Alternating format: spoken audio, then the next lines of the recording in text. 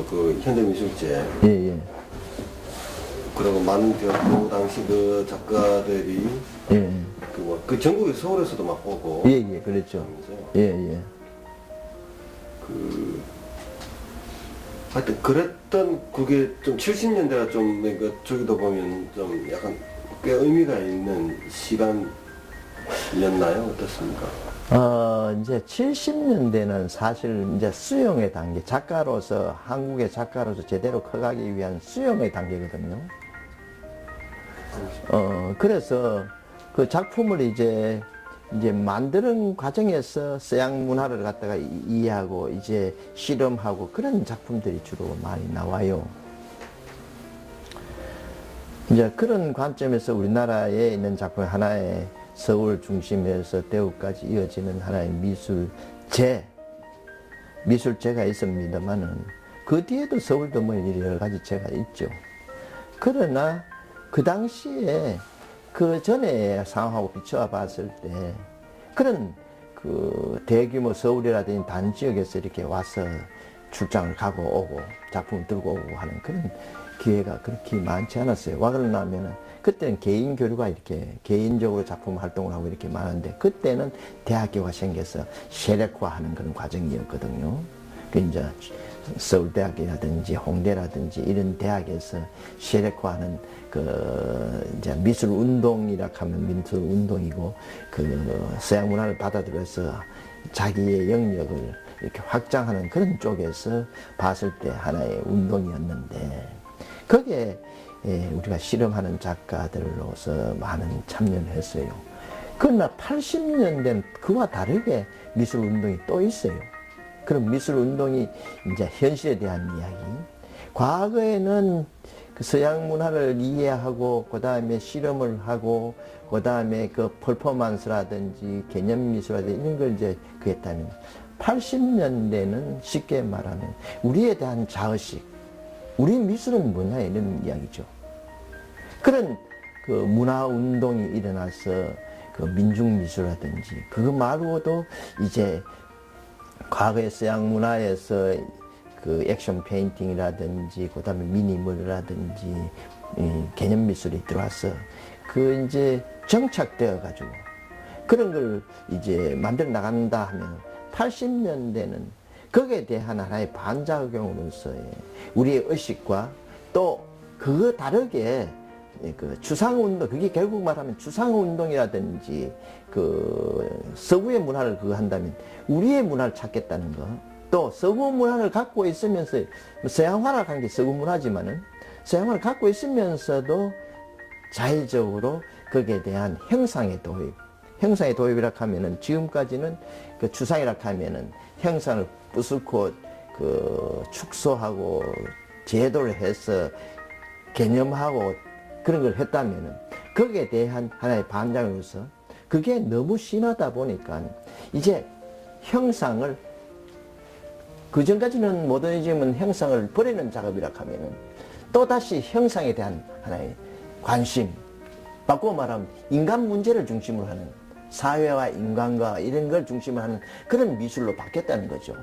그게 차이가 있습니다. 와 그러려면 서구의 문화를 가지고 서구의 사상이라든지 문화를 가지고 있던 그런 시대와 그 모더니즘이라고 하는 그 인상파 이후에 그림은 무엇이고부터 시작해서 그림을 어떻게 만드는 것이고 시작해서 그것이 평면화되고 개념화되고 실험하는 그런 과정 속에서 이렇게 서구의 크다란 덩어리로 보면은 그 영향에 의해서 이제 평면화되어 가고 미술에 대한 하나의 개념을 정리한다면은 이제는 그것이 미술을 위한 미술이 아니라 사회를 위하고 미술을 위한 미술보다는 우리 사회와 인간 정서를 위해서 그런 게 80년대의 하나의 사고방식이었다고 말할 수 있어요.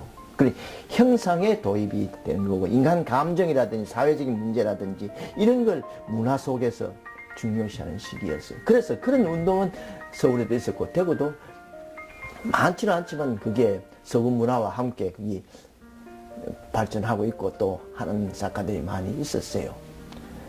그리고 90년대는 이제 그런 게 종합적으로 이루어지면서, 총체적으로 이루어지면서, 이제 반성과 새로운, 말하자면 자기 나름대로의 이걸 구축해 나가는, 세계화하기 위한 자기를 구축해 나가는 그런 과정이라고 말할 수 있어요. 그 2000년대는 이제 바꾸어 말하면 그와 또 다른 거죠. 2000년대는 우리나라 속에 각 대학교가 이제 어느 정도 다 재단을 거쳐서 좋은 작가가 배출되고 미술관도 이제 생기고 해서 이제 작가로서의 이제 틀을 가지고 이제 바깥하고도 이렇게 교류를 하면서 교육도 했던 작가들이 제대로 이제 커가서 세계적화하는 그런 문화로 우리가 성장해서 이제 어깨를 가나는 하는 거고, 지금도 우리 문화를 세계에 알리는 그런 프로젝트가 이제 문광부를 중심해서 K-팝이라든지 캅이라고 하는 게 있어요. 코리안 아티스트 프로젝트라고 하는 그런 걸로 해서 세계 문화를 알리는 그런 역할을 지금 하고 있는 것이 있어요. 그렇게 이제 우리 문화를 한국 문화를 이제 세계 속에 새로운 문화로 이제 각인시키면서 그런 작가들을 이제 발굴하고 그런 이제 사고로 이제 미술관도 이제 제대로 이제 제자를 잡았죠. 과거에 국립현대미술관이 과천에 있던 거에서 서울미술관이 새로 생긴 건 완전히 미술관은 세계에 빠지지 않는 미술관에서 생긴 거예요. 그런데 그전에는 하나의 이제 우리의 문화를 그냥 갖다 담는 쪽에 하는 그거였다면, 이제는 미술관으로서 제자를 만들어 나가는 거죠. 그렇게 우리 문화를 하나의 장소에 모아놔서 세계에 보여줄 수 있는 그런 하나의 장소와 다른 거와 비교도 하고 다른 작가들하고도 관계를 갖고 세계적인 그런 어깨를 가능하는 그런 세계 속의 미술관으로서 이제 역할을 하는 그런 시대예요. 그게 되고도 이제 서서히 이제 되고도 미술관이 이제 생겨서 이제 제자를 잡아서 앞으로부터 세계적인 작가를 들고 와서 뭐 돈 벌기 위해서 했기는 했지만 아주 그저 우리 문화가 우리의 걸 이렇게 더 이 세계 문화와 이렇게 겹쳐서 어느 정도 작가도 대적할 만한 작가도 생기고 그 다음에 그와 같이 이렇게 활동도 하고 이렇게 하는 게 아니라 일방적으로 지금 들어오는 거거든요. 그런 쪽에서 우리가 이제 자력을 키워 나가고 있는 그런 시기예요. 크게 보면은. 있나요? 대구 미술학 할 만한 측면이라고 대구 미술학 하는 말을 구체적으로 붙였는데, 이 작가학 하는 게 이제는 어느 정도 때 보면 활동을 하면 이 대구 미술학하고 지역 작가의 활동으로 존재에서는 결국 존재 가치가 없거든요.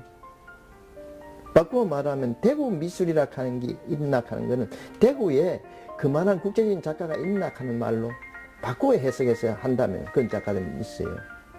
많이 있다고 봐요. 그런 작가를 이제 대구 미술이라고 할 수 있는데, 그게 특성으로 봐가지고 대구라 하는 특성의 대구 미술이 있느냐? 지금 현대가 그런 시대가 아니잖아요. 대구라 하는 특성을 나타내는 그런, 예를 들면 대구의 특성을 나타내서 대구의 문화가 말하자면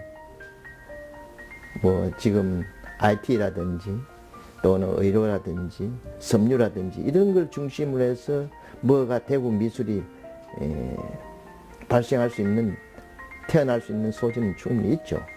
그러나 대구의 미술학 하는 게 세계 거의 이 작가들이 거의 비슷비슷해 가고 있어요.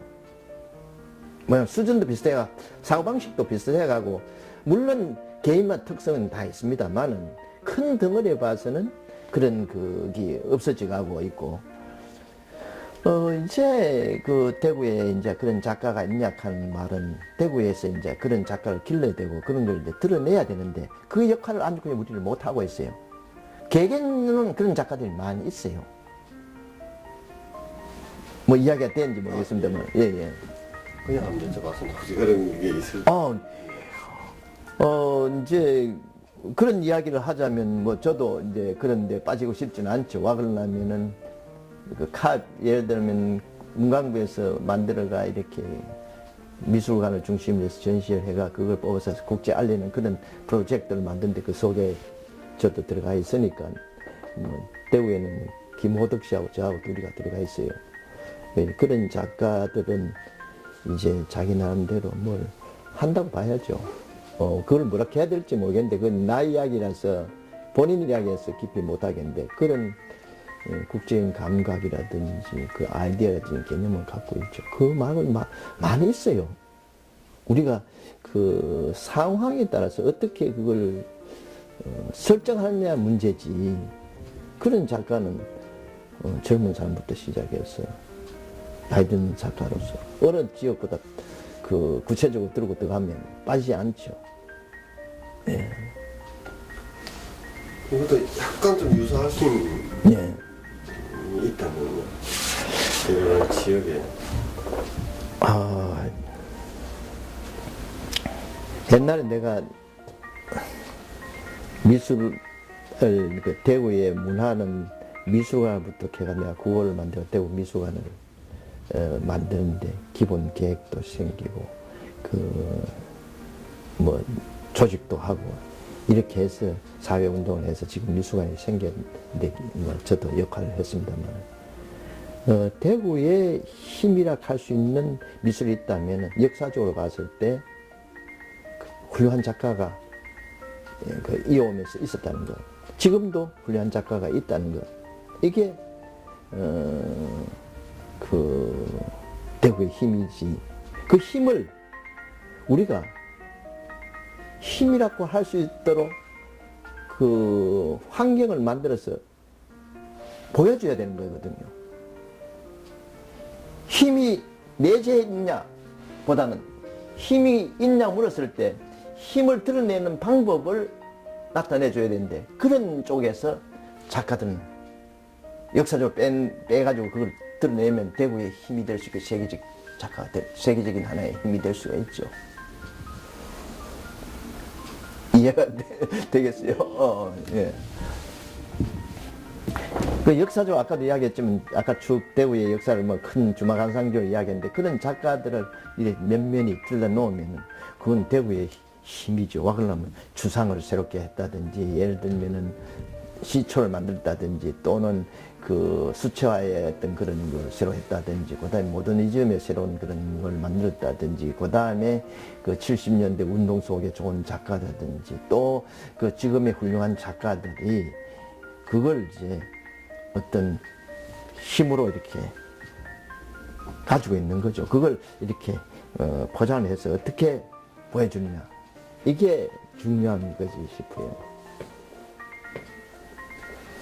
선생님께서 생각하실 때 만약 아니면 기술을 한다 했을 때 지금 이제 뭐 전반적으로 다 훑어주셨지만 이 이야기는 반드시 들어가야 되지 않을까라는 그런 뭐 인물이나 사건이나 어떤 그 부분들이 있을까요?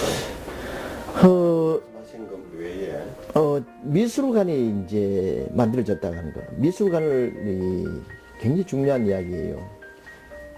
대구 시립미술관이 이제 대구에 설립됐다 하는 건, 그 만들어졌다 하는 건 하나의 사건이고, 또 이게 파급 효과는 무궁합니다. 그래서 굉장한 거고, 그 다음에 이제 앞으로 창작발전소라 하는 저런 것도 역할이 앞으로 지대해질 거라 하는 그런 하나의 사건이 될 수 있고, 그 다음에 이제 다른 거가 있다 하면은 그런 이제 하드웨어뿐만 아니라 이제 소프트웨어의 하나인 이것도 제도적인 거지만은 그 국제 미술제가, 대구 국제 미술제가 생겨서 그나마 늦게나마 활동을 하고 있다는 거. 그게 또 커야 되겠지만은 그런 거라든지, 그게 또 국제적인 그런 비엔나라든지 또는 그런 제도가 앞으로 만들어져야 되는 게 또 있어요. 그런 게 이루어져야 된다는 거. 이런 것 등이 하나의 획기적인 그 사건이고, 빼놓을 수 없는, 미술에서 빼놓을 수 없는 그런 앞으로의 또 있어야 될 것들이라고 할 수 있습니다. 왜 대구미술관은 왜 이렇게 늦게 타도시